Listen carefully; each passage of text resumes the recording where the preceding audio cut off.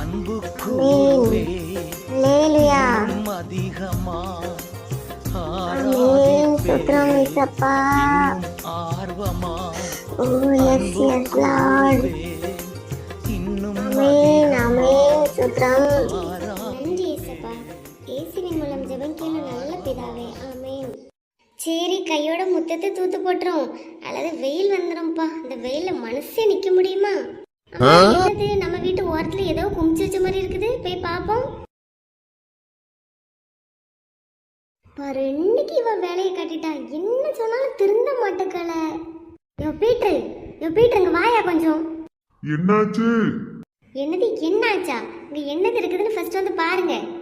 நான் டெய்லி உமர்கிட்ட சொல்லுதேன், அந்த பக்கத்து வீட்டுக்காரி வீடு தூத்து தூத்து குப்பையெல்லாம் அங்கே தள்ளிடுதா. மாடு வளர்க்குதாவா, ஆனால் சாணி நம்ம வீட்டில் குப்பையாக்குதாவா, ஆனால் அவள் வீட்டில் உள்ள குப்பையெல்லாம் அங்கே வருது. இது நம்ம வீடா அது குப்பை கிடங்கா?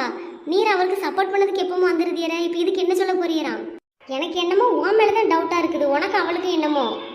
எம்மா தாயே, நான் அப்படிப்பட்ட ஆளுலாம் கிடையாது. அவ எனக்கு தங்கச்சி மாதிரி தான்.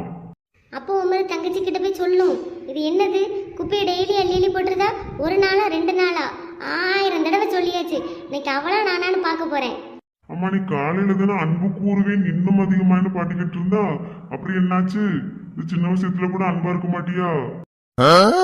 அது வேற இது வேற. இன்னைக்கு அவளா நானான்னு பார்க்க போறேன்.